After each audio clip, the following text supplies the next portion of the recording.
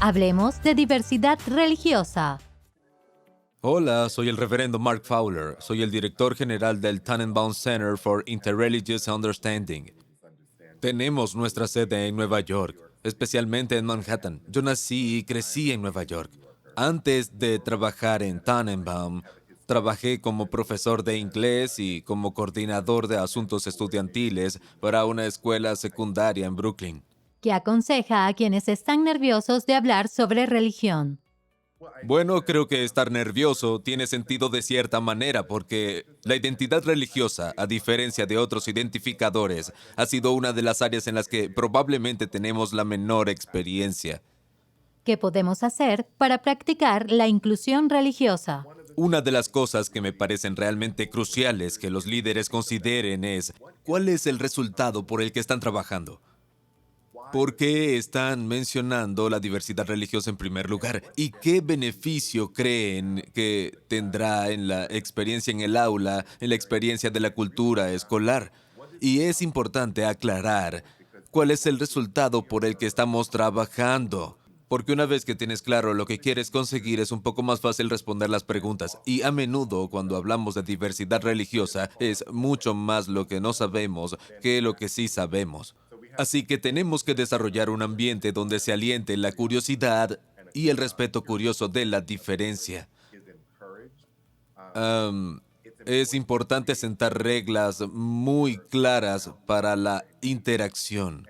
Yo las conozco como barandales, para que sepamos cuáles son las áreas en las que inadvertidamente podríamos incomodar a alguien y entonces hacernos verdaderamente responsables por esa experiencia. ¿Cómo las PTA crean un ambiente seguro donde la gente puede compartir sus creencias? Creo que se trata de integrarlo naturalmente en la programación, en las estrategias que ya existen dentro de la escuela, pero también dentro de la PTA misma. Frecuentemente hay muchas actividades en las que la PTA participa, desde recaudaciones de fondos hasta conferencias y ponencias, o hablar con el profesorado y o administración de la escuela para ver cuáles son esas oportunidades.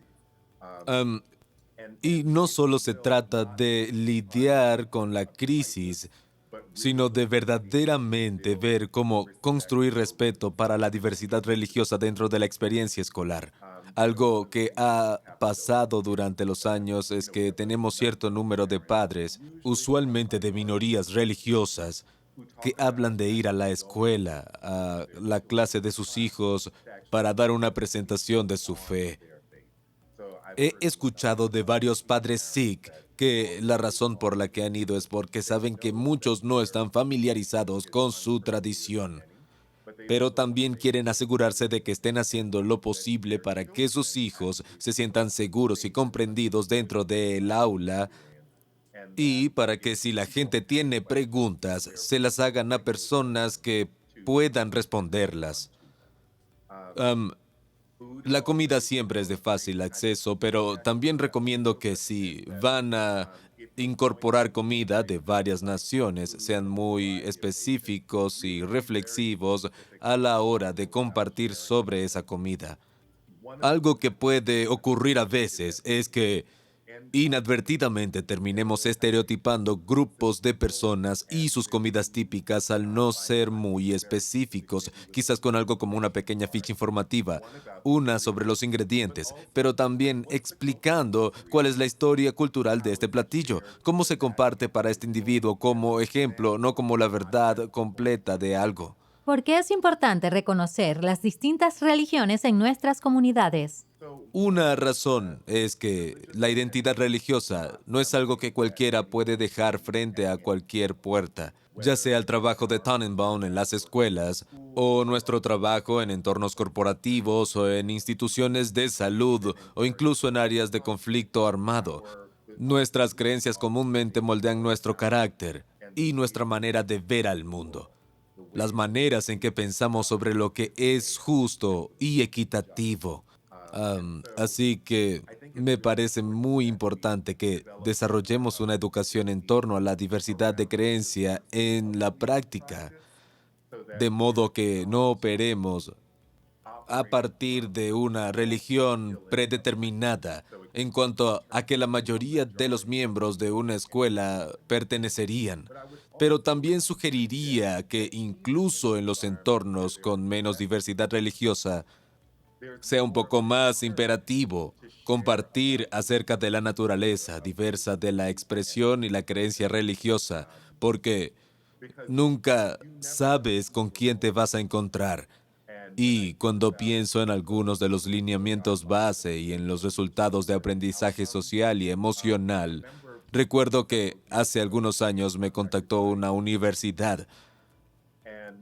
Querían trabajar con nosotros porque en la retroalimentación estudiantil los alumnos estaban reportando que conforme entraban en el mundo laboral y de posgrados, estaban conociendo gente de diversas culturas, de diversos contextos religiosos. No se sentían bien preparados para relacionarse con sus colegas y sentían que a menudo ofendían a la gente sin querer. Vivimos en un mundo globalizado. Cuando estamos preparando a los jóvenes para el mundo en el que operarán, estará más globalizado de lo que está hoy, así que me parece crucial que realmente lidiemos con esta dimensión de diversidad y la inclusión, porque sin ello, nuestros jóvenes estarán mal preparados para la manera en la que el mundo va a funcionar durante los siguientes 20 a 30 años. ¿De qué modo excluimos a ciertas religiones sin darnos cuenta? Siempre procuramos luchar contra la idea de que siempre hemos hecho las cosas de tal manera. Y vale la pena ir un poco más profundo y decir, bueno, ¿por qué siempre hemos hecho las cosas así? ¿Y para quién siempre hicimos las cosas así? ¿Quiénes fueron los beneficiarios? Creo que ese es un tema. Me parece importante reconocer, ciertamente en el caso de Estados Unidos, que existe algo llamado cristianismo por defecto, de lo que hay que estar conscientes. Y usualmente estamos hablando en específico del protestantismo por defecto. Pero cuando miramos los días festivos que celebramos, cuando miramos los momentos y las fechas importantes, hay algo de lo que queremos estar conscientes, y es que generalmente favorecen a quienes se identifican como cristianos. Y también hay que hablar sobre los privilegios no ganados. Hay cosas que entiendo, como que alguien que creció en una familia predominantemente cristiana, que quizás los demás no.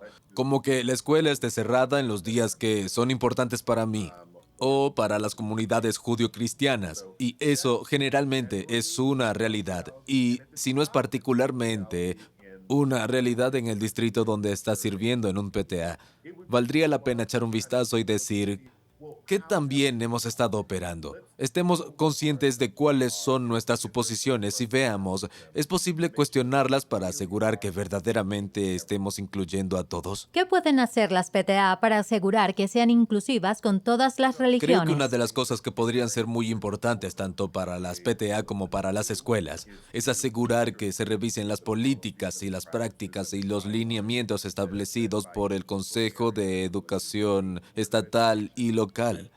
Dudo seriamente que haya algún departamento de educación estatal o incluso a nivel ciudad o condado que permita o fomente la discriminación o el trato desigual con base en los indicadores de alguien. Me parece muy importante que la gente sepa y comprenda cuáles son las políticas o las leyes bajo las que estamos operando. A veces la gente confunde la práctica con la política.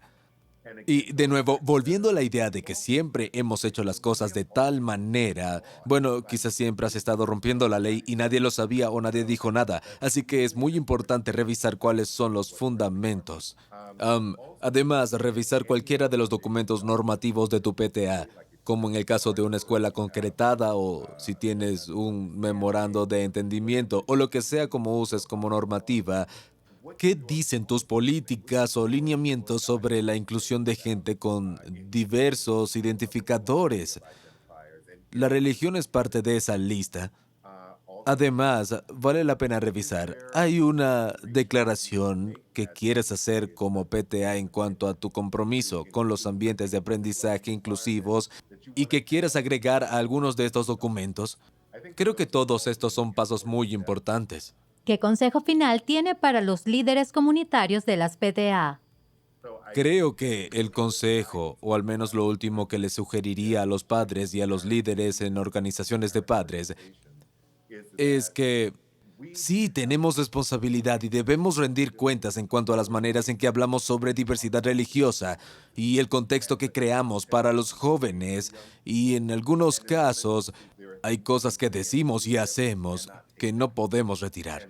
Sí creo que todos somos participantes en la creación de este ambiente de aprendizaje inclusivo para los jóvenes, para los educadores y el personal que trabaja en la escuela, el administrador y la comunidad en general en términos generales.